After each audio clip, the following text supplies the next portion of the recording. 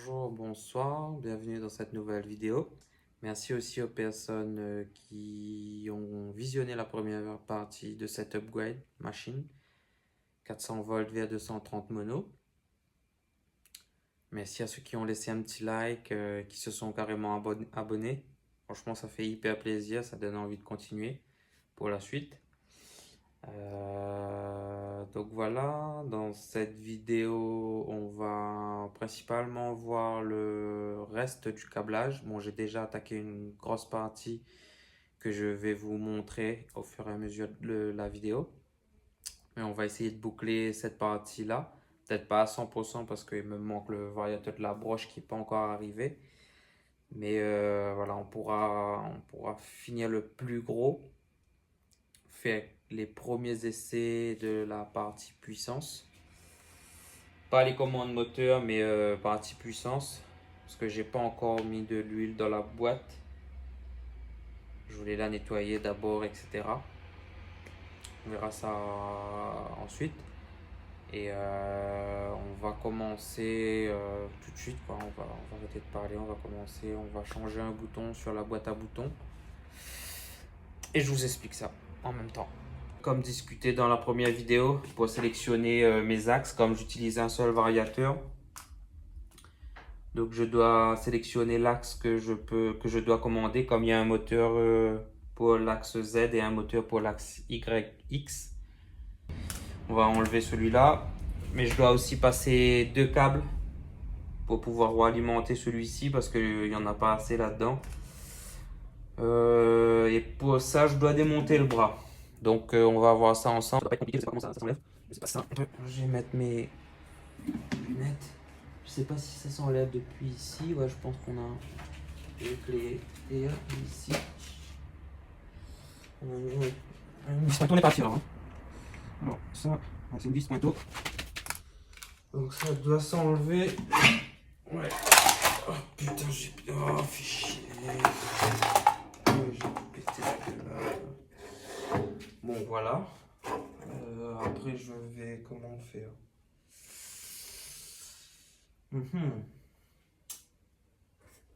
Ça va pas passer dans les coups directement. Faut que je passe une aiguille. Je vais chercher ça, je vous reprends. Bon, pleine galère totale. En train d'essayer de faire passer l'aiguille là.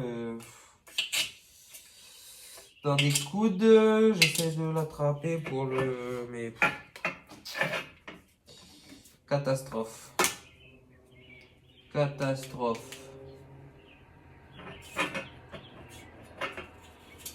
C'est la fin avec une pince, mais... Bon, alléluia. L'aiguille est arrivée. Donc, petite astuce pour faire passer... On va pas faire passer un câble par un câble. On a déjà bien chié comme ça. Donc, voilà, on plie les deux câbles.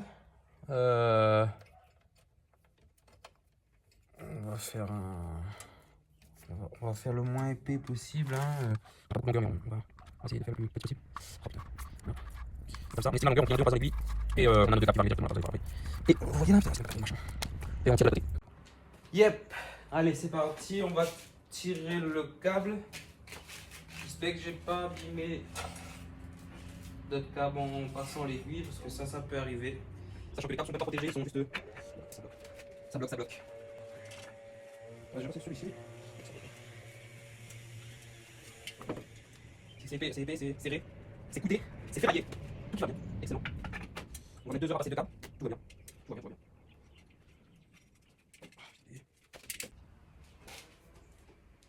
Ils sont là. Je vous rapproche. Hop. Ok. Nickel. Bon, c'est bon. On a réussi. Galère, mais bon. Allez, on câble maintenant. Bon, allez, on remplace le bouton déjà en premier. Je sais pas comment ça se démonte ce genre de socle. J'ai rarement vu celui-là. J'ai du chemin. Comment ça s'enlève? On dirait une languette qu'on soulève. Ah bah ouais, c'est ça. Ouais, ok. Là. Bon, c'est du ABB, hein. Pour ceux qui connaissent, c'est bon, c'est pas du haut de gamme. Mais ça devrait faire le taf, j'espère. J'espère juste que quand je vais pas tourner, parce qu'il est assez dur, j'espère que quand on va tourner, ça dévissera pas. On va voir ça. Est-ce que j'ai pris le bon modèle déjà? Ouais, ça a l'air de monter déjà. Ça a l'air de... Ouais, c'est ça, c'est ce que je craignais. Peut-être une fois serré.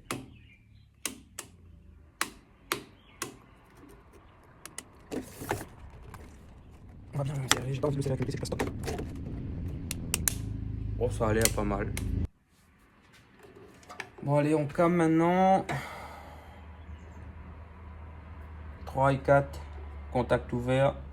On va prendre le 24 volts quelque part ici, ou juste là, parce qu'il arrive là. Tac, faut le ramener là-bas. La boîte à boutons est officiellement normalement terminée. On verra si ça fonctionne. Bon, je vais vérifier tout ça en caméra. Voir si j'envoie pas du 24 volts dans l'entrée de l'automate, du variateur, c'est-à-dire. J'ai pas envie de cramer un variateur pour ça.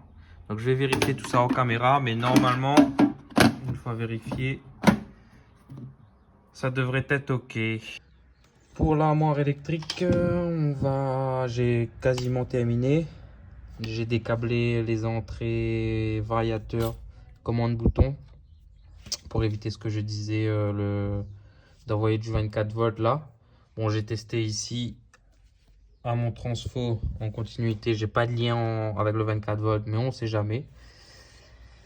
On va tester uniquement la partie puissance comme je disais. Donc je mets pas en route le variateur pour l'instant. De toute façon, il me manque le variateur de la broche qui est toujours pas arrivé, mais j'ai déjà bien avancé. Il restera plus que 2 fils à tirer à connecter au bornier ici pour la commande bouton. Je vais mettre tout ça un peu au propre aussi et on pourra faire les premiers essais. On fait la première mise sous tension ensemble. Je vais déjà finalement programmer le variateur avant de tout mettre au propre. Parce que si ça fonctionne pas, il faudra tout redéfaire. Donc je commute le bouton marche. J'espère que ça pète pas, putain. Ok. Ça c'est bon, ça c'est allumé, ça n'a pas pété dans ma gueule. Ok, on va voir si la visu fonctionne. Visu ok. Voyons présence tension ok, génial. Putain, ouais, ouf. Chouette, chouette. Pourquoi il est à 5? Bon, on verra si... Attends, si ça fonctionne. Là, je bouge l'axe X. Ça fonctionne. Y, ça fonctionne. Et le Z... Pas facile de... Ok, super, génial. Franchement, je suis content, au top. Putain, elle se réveille petit à petit. Bon, faut qu'on programme le variateur maintenant. Faut que je change ce paramètre F002 que je mette sur parce que là il communique, enfin il s'active uniquement, le variateur s'active uniquement grâce à ce panel là, et moi je veux commander via mes commandes boutons qui arrivent ici. Donc il faut que je mette, excusez-moi, il faut que je mette que là vous voyez il est sur 0. Alors, je vais essayer de vous montrer en même temps. Là, ce paramètre là. Donc là, il est à 0. Donc, c'est uniquement le démarrage par le panel que je vous ai montré. Et moi, je veux par le terminal. Bon, c'est ma boîte à boutons, quoi. Donc, si je me rappelle bien, on fait programme. Tac. Voilà, on va aller plus vite comme ça. Donc c'est F0, oui. 0, 2, donc c'est pas celui-ci. 02. entrée. Il est à 0, on va lui mettre à 1. Entrée. Donc là, il nous repropose la suite du programme. On s'en fout du F03. Non, on s'en fout pas. On va mettre aussi pour le panel externe, pour le potard, sur la boîte à boutons. On verra ça un peu plus tard. Donc voilà, après on fait un peu tout, on fait la même chose. On suit le petit guide là. Et on fait principalement ça pour, pour la commande démarrage. Et entrer les paramètres variateurs, le paramètre moteur, pardon. Puissance, vitesse de rotation du moteur, l'intensité du moteur. Et puis voilà quoi. Donc voilà, je vais faire ça en caméra rapidement. Et je vous reprends pour les essais. Nickel. Alors est-ce que si je fais ça, ça doit claquer? Ah. Problème. Premier problème. On entend un truc qui fait bip derrière, mais enfin qui fait un bruit bizarre. Ouh là là là là. Qu'est-ce qui se passe à l'oreille? Ouh là là. Je crois que le transfo a pas de patate.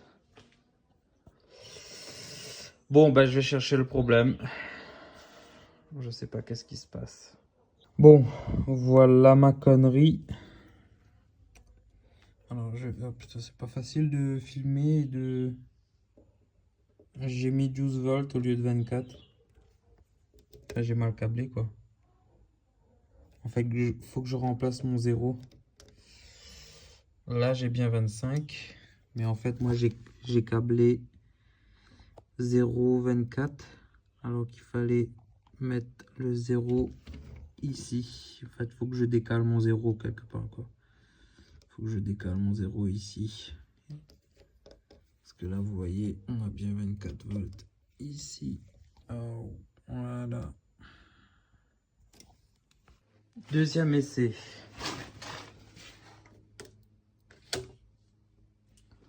Rien n'a pété encore. Vous voyez en présence tension, ok. Je vais activer. Ah, là on entend bien le contacteur claquer. Là j'ai activé cette ligne là. Oh putain. Cette ligne là, donc c'est la CAM3, c'est l'axe XY. Je remets à 0. Je rebascule de l'autre côté. Voilà, j'ai basculé sur mon axe Z là. Donc on a fait ce contacteur là. Ok. Pardon pour le cadrage. La pompe lube. Ok, ça s'enclenche aussi.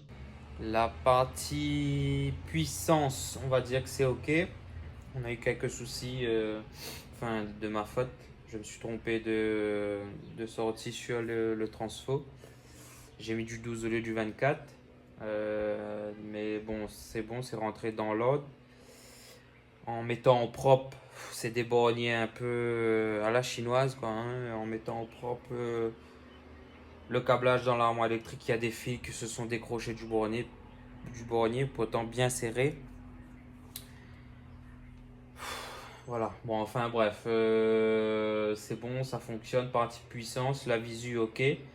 Franchement, ça fait très plaisir de voir que la machine prend vie petit à petit, comme je le disais un peu plus avant. Sachant que quand je l'ai acheté,